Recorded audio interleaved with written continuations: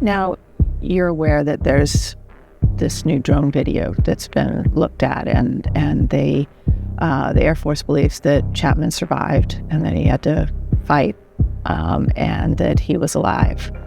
Chapman, an Air Force Special Tactics combat controller, along with a team of Navy SEALs, stepped into the path of enemy fire. Without regard for his own safety, as Chapman's Medal of Honor citation later put it, the young father fearlessly charged an enemy bunker. After clearing it, he attacked a second one before being shot and wounded. Believing Chapman was dead, the SEAL team leader, Britt Slabinski, left him there. And you also are aware that there's been criticism that you left him behind. How do you respond to that? Well, I can tell you, we left no one behind. No one. We learned that he was left with the thought that he was dead, and he was alive and continued to fight. I crawled over to John, crawled over the top of John looking for some sign of life from him, and I didn't get any, no movement, no sound or anything from him. He says that he crawled directly over the top of John. Well, we have the footage, like we see exactly where they went, and he did not crawl over the top of John Chapman. Sure enough, when the military analyzed the drone footage, it determined that Chapman wasn't dead. In fact, after Slabinski relocated the team to safer ground, and as reinforcements tried to land at dawn, a critically injured Chapman continued to fight relentlessly. Now, years later, advanced technology reveals Chapman was in fact still alive. Enhancement of Predator drone video and other data from the battle allowed experts to go back and identify Chapman and track his movements. Two former defense officials involved in the process claim the SEALs argued against Chapman receiving the Medal of Honor, with one telling CBS News they couldn't accept any hint that SEALs had left behind a service member on the battlefield. It's a position Slabinski himself maintained. Do you think that Chapman survived? Well, it wasn't what I experienced, it wasn't what I saw. Others inside the U.S. military believe the events on that very same mission so embarrassed the Navy SEALs that some have been trying to bury Chapman's story ever since. If the SEALs had told the truth from the very beginning, we wouldn't be sitting here. None of this would happen. What I want people to focus on is that, it's called Roberts Ridge now because we lost, right, 6 other people up there, total of 7, right?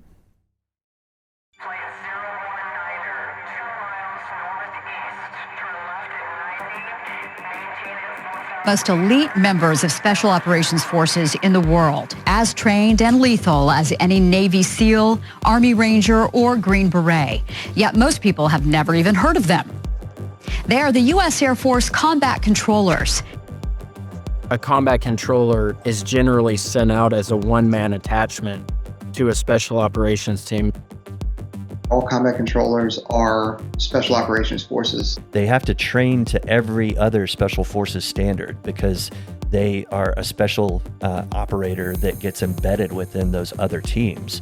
We're not just a weapons specialist or just a comms specialist or just a demo specialist. We're all of those things combined. We see a lot of men from around the country try out for this. The attrition rate is very high. It's not for everybody. It takes a special individual to do it. In fact, up to 90% of the men who try to become a CCT never make it.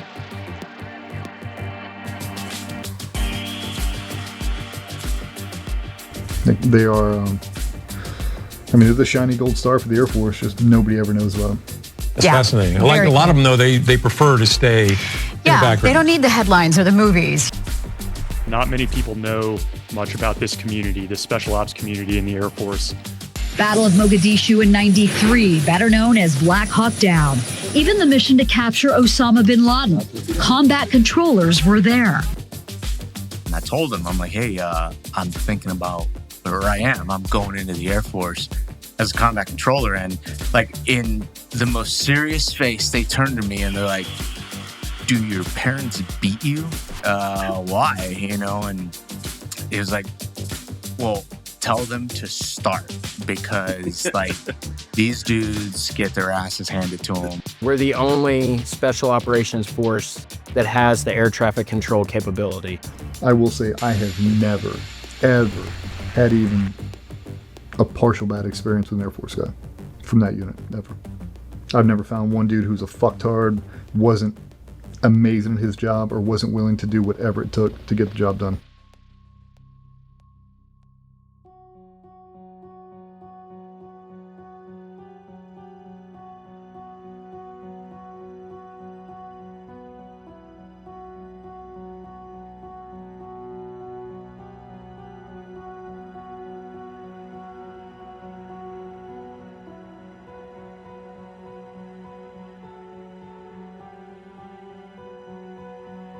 On March 4, 2002, Chapman was part of a joint special ops team on a mission to establish a mountaintop observation post in enemy territory.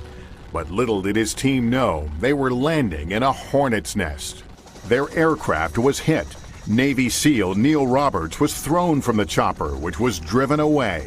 Regrouping, the remaining team, including Sergeant Chapman, flew back to the mountain to rescue their teammate.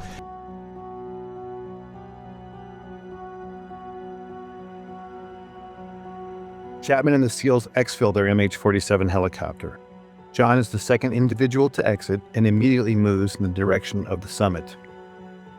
He can be seen moving off to the right of the screen, alone. The team is taking heavy fire from every direction, as indicated by the arrows, as Chapman begins engaging targets. You can see spent cartridges ejecting from his M4. Chapman then begins closing with the enemy, forcing his way upslope in knee and thigh-deep snow. He is constantly under fire as he does this. Chapman's team leader begins to close on Chapman, following his trail through the snow. The dark mass above Chapman is a fortified bunker containing 2 enemy fighters, each armed with AK-47s, who are firing down on the team in the darkness. This bunker will come to be known as Bunker Number 1. To the left of the tree and Bunker 1 is another gray mass. This is a rock outcropping that came to be called the Boulder. Between Bunker 1 and this boulder can be seen the body of slain SEAL Neil Roberts, the man Chapman and the others are attempting to recover.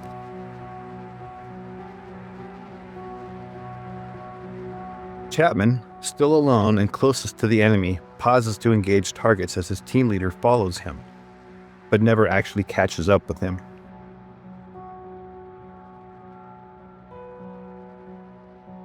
Chapman, on his own, now makes the decision to charge directly into the enemy bunker, despite withering point-blank fire. Chapman, now literally on top of the enemy, engages the 2 combatants and kills them, saving the lives of the remaining SEALs. He does this from a distance of no more than 10 feet. These actions by themselves earned him his first Medal of Honor. He then climbs into and takes control of the bunker. Having cleared the immediate threat, Chapman is then joined by his team leader in Bunker 1. You can then see Chapman and his team leader engaging the next bunker, known as Bunker 2, which is situated to the left edge of the screen. This bunker, manned by a handful of Chechen and Uzbek fighters, also contains a heavy PKM machine gun, hand grenades, and rocket-propelled grenades. John Chapman is shot twice at this time in the torso and collapses, incapacitated.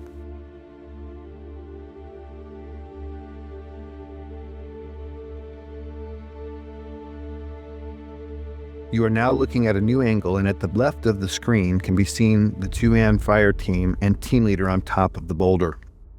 Just below it is Bunker 1 with the mortally wounded Chapman. One SEAL can be seen firing his modified M60 machine gun from the hip into Bunker 2 on the right side of the screen until he is struck by grenade shrapnel and tumbles 10 feet off the top of the boulder, collapsing at the feet of his team leader, thus setting off a chain of events that would lead to the SEALs abandoning Chapman on the summit. The wounded SEAL and the team leader can be seen conferring about his injuries. Moments later, the SEALs decide to retreat from the summit because their position is untenable in the face of continued massive enemy firepower. They can be seen moving toward the right side of the screen and passing the body of Neil Roberts. Unfortunately, the SEALs do not pass John Chapman, who is above them and inside Bunker 1.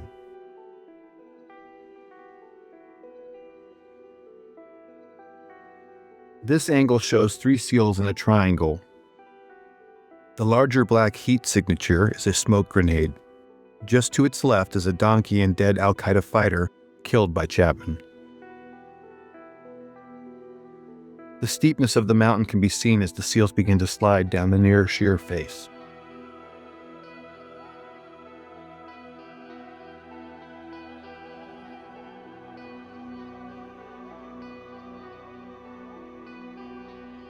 The team leader, desperate for relief and now with 2 wounded teammates, asks for uncontrolled airstrikes from an orbiting Air Force AC-130 gunship.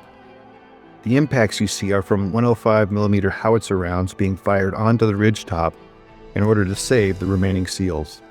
Because neither the SEALs nor gunship know Chapman is alive, he is experiencing these detonations from his position. At approximately 5:20 in the morning, Chapman recovers and begins to engage the enemy. Bunker 1 is on the right side center of the screen and Bunker 2 to the left near the screen center. It will never be known what caused his incapacitation and recovery.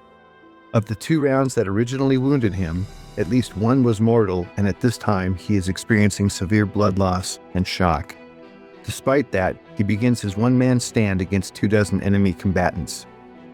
During this time, Chapman initiates a series of radio calls, many of which are heard by a fellow combat controller and teammate of his, and Delta Force operators on a nearby summit.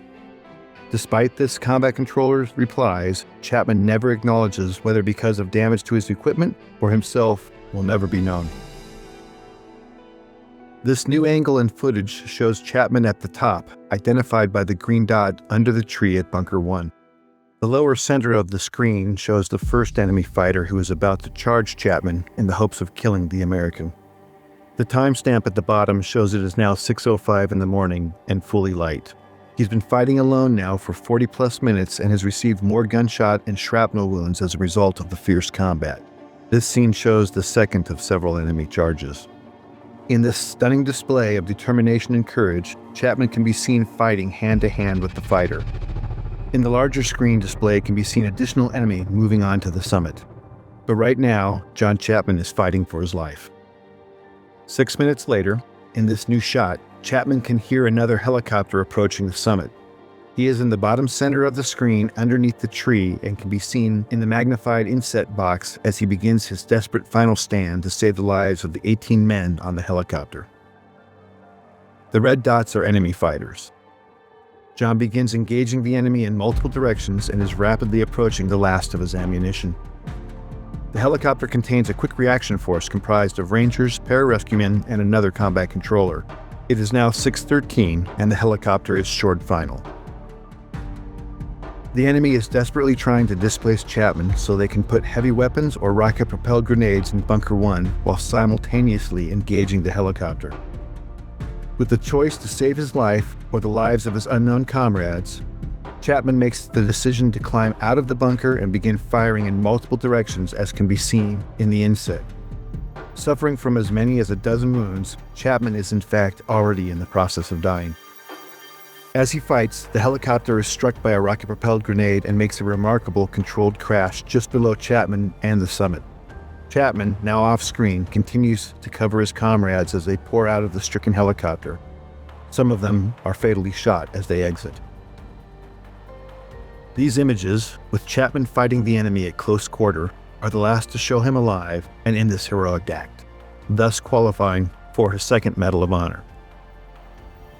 Ultimately, Chapman would expend all but the last few rounds of his ammunition, until, finally, after 16 bullet and shrapnel wounds, Chapman succumbs when he is shot through the heart. We will never know his final thoughts or words, but what we do know is his decisions and actions single-handedly saved the lives of 23 comrades.